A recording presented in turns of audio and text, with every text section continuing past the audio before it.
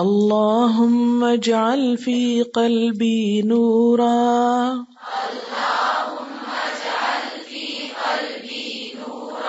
وفي بصري نورا وفي سمعي نورا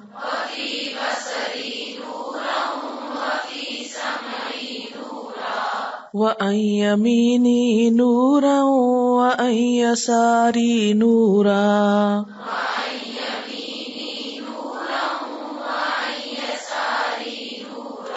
وفوقي نورا وتحتي نورا وأمامي نورا وخلفي نورا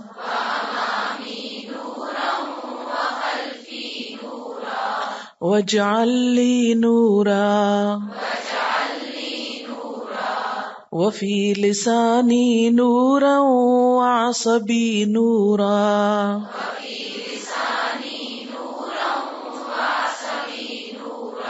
ولحمي نورا ودمي نورا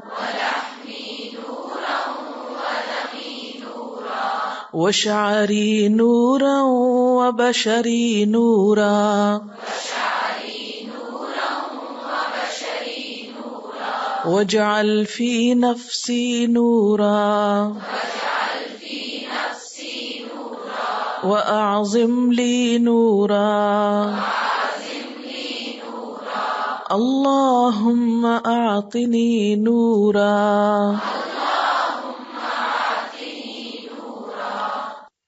اللہم اے اللہ اجعل بنا دے ڈال دے فی قلبی میرے دل میں نورن نور وفی بصری اور میری نگاہوں میں نورن نور وفی سمعی اور میری سماعت میں نورن نور وعن یمینی اور میری دائیں جانب نورن نور وعن یساری اور میری بائیں جانب نورن نور وفوقی اور میرے اوپر نورن نور وتحتی اور میرے نیچے نورن نور وامامی اور میرے سامنے نورن نور وخلفی اور میرے پیچھے نورن نور واجعل لی اور بنا دے میرے لیے نورن نور ہی نور وفی لسانی اور میری زبان میں نورن نور وعصبی اور میرے اعصاب میں نورن نور ولحمی اور میرا گوشت نورن نور ودمی اور میرا خون نورن نور وشعری اور میرے بال نورن نور وبشری اور میرا جسم نورن نور واجعل اور ڈال دے فی نفسی نورن میرے نفس میں نور وَأَعْظِمْ لِي اور بڑا کر دے میرے لیے نورن نور اللہم اے اللہ آتنی عطا کر مجھ کو نورن نور اے اللہ ڈال دے میرے دل میں نور میری آنکھوں میں نور میرے کانوں میں نور میری دائیں جانب نور میرے بائیں جانب نور میرے اوپر نور میرے نیچے نور میرے آگے نور میرے پیچھے نور اور کر دے میرے لیے نور ہی نور اور میری زبان میں نور اور کر دے میرے پٹھے یا میرے اعصاب نور والے میرا گوشت نورانی میرا خون نورانی میرے بال نورانی میرا بدن نورانی میرے نفس میں نور اور بڑھا دے میرے لیے نور الہی مجھے نور عطا کر دے. اندھیرا کس کس کو اچھا لگتا ہے؟ اندھیرا کسی کو بھی اچھا نہیں لگتا.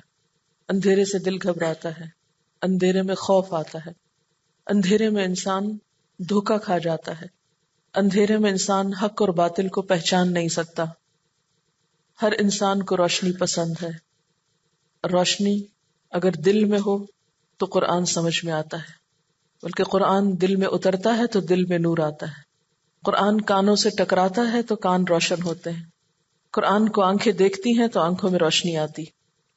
آنکھوں میں روشنی کب آیا کرتی؟ آنکھوں میں چمک کب آتی؟ جب انسان کو اپنی کوئی بہت پیاری چیز نظر آئے، کوئی بہت اچھی چیز نظر آئے جس کو دیکھ کر انسان کا دل خوش ہو جائے، یا جس وقت انسان کے اندر کوئی بہت بڑی امنگ ہو، کوئی جذبہ ہو. جب آنکھوں میں چمک ہوتی، دل میں خوشی ہو، تو جن دلوں میں قرآن کی خوشی آ جاتی ہے پھر ان کی آنکھوں میں چمک آنے لگتی ہے، اور حقیقی معنوں میں آنکھوں کا نور قرآن پاک ہی ہے۔ پھر وَأَن یمینی نورا، میری دائیں جانب نور، وَأن یساری نورا، میری بائیں جانب نور، وفوقی نورا، اوپر نور، وتحتی نورا، نیچے نور، وامامی نورا، سامنے نور، وخلفی نورا، اور پیچھے نور۔ یہ کیسے ہوتا ہے؟ جب انسان قرآن کے ساتھ جیتا ہے، قرآن پر عمل کرتا ہے، اور قرآن پاک کی تعلیم دوسروں کو دی جاتی ہے، جب اس تعلیم سے دوسرے فائدہ اٹھاتے ہیں، دوسروں کے دلوں کے اندھیرے دور ہوتے ہیں، دوسروں کے دلوں میں سکون اور خوشی آتی ہے، لوگوں کی عملی زندگی میں حق و باطل کی پہچان ہونے لگتی ہے، جب انہیں اچھے برے کی تمیز ہونے لگتی ہے، تو پھر کیا ہوتا ہے؟ جو شخص یہ روشنی پھیلاتا ہے اس کے چاروں طرف روشنی ہونے لگتی ہے، اس کے چاروں طرف اچھے لوگ جمع ہونے لگتے ہیں۔ تو جب آپ اس کتاب الہی کو پڑھیں گے اور اس پر عمل کریں گے، اور اس کی بات اپنے عمل کے ذریعے، اپنی زبان کے ذریعے، اپنے رویوں کے ذریعے دوسروں تک پہنچائیں گے، اور دوسروں کی زندگیاں بھی اس سے روشن ہوں گی، تو ہر طرف نور ہی نور ہو جائے گا۔ اور قیامت کے دن ہر شخص کا نور مختلف ہوگا، جو جتنا چاہے اس کو بڑھا لے، جتنا چاہے اس کو پھیلا لے، اس کے لیے جتنی چاہے کوشش کر لے۔ اور اس کوشش کا مطلب صرف تقریر کرنا نہیں ہے، صرف درس دینا نہیں ہے، بلکہ دین کے لیے، دین کی تبلیغ کے لیے، قرآن پاک کی تعلیم کے لیے، نیکیوں کو پھیلانے کے لیے کسی بھی قسم کی کوئی کوشش۔ اور پھر خاص طور پر اپنے جسم کے اعضاء اور ایک ایک عضو اور ایک ایک حصے کے نور کی بات کی گئی۔ اور یہ کب ہوتا ہے؟ جب انسان سارے کا سارا اللہ کی اطاعت میں آ جاتا ہے۔ یا ایھا الذین آمنوا ادخلوا فی السلم کافۃ، اے لوگو جو ایمان لائے ہو، اسلام میں پورے کے پورے داخل ہو جاؤ، نہیں تمہارے جسم کا کوئی حصہ بھی اللہ تعالیٰ کا نافرمان نہ ہو۔ جیسے ہم دعا کرتے ہیں نا بسا اوقات کہ اللہ فلاں کام میں میرا بال بال لگ جائے، ہم میں سے ہر ایک کو کیا کرنا چاہیے؟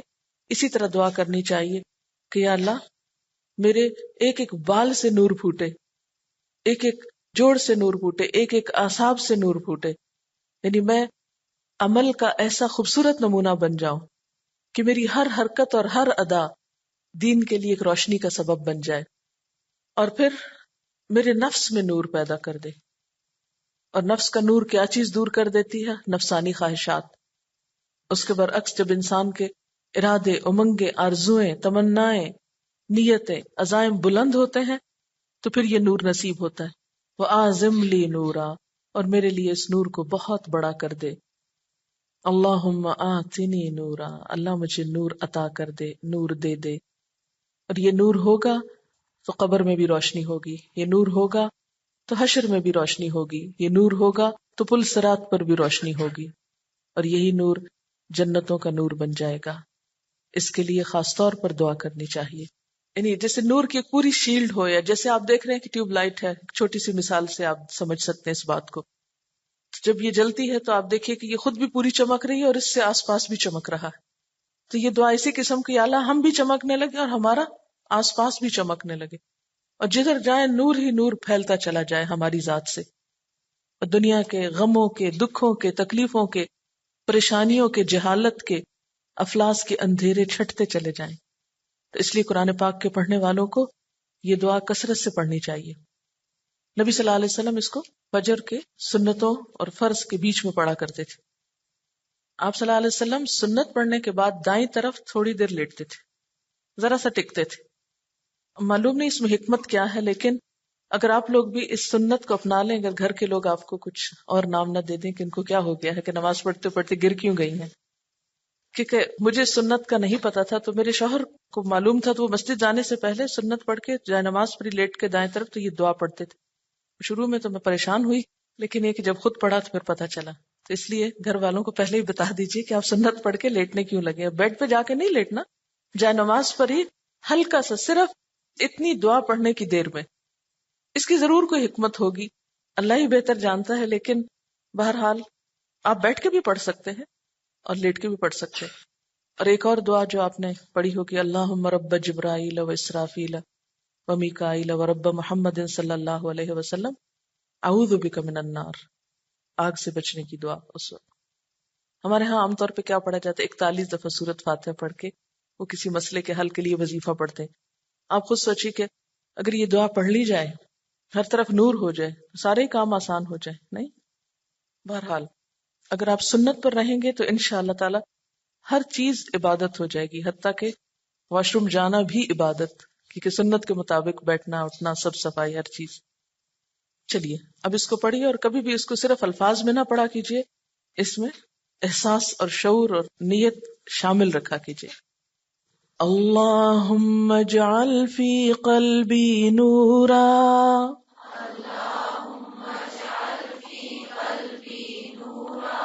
اللہم اجعل فی قلبی نورا،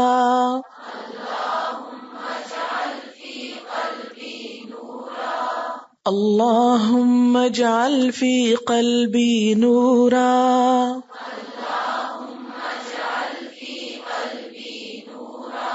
وفی بصری نورا وفی سمعی نورا،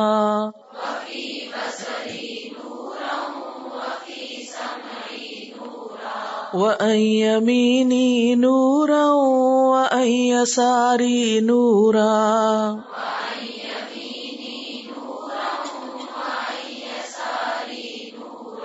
وفوقی نورا وتحتی نورا،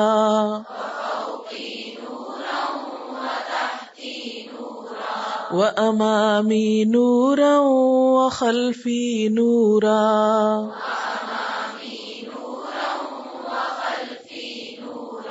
واجعل لی نورا، وفی لسانی نورا وعصبی نورا،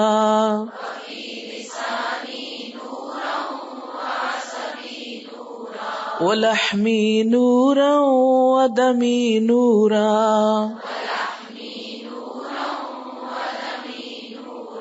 وشعری نورا وبشری نورا،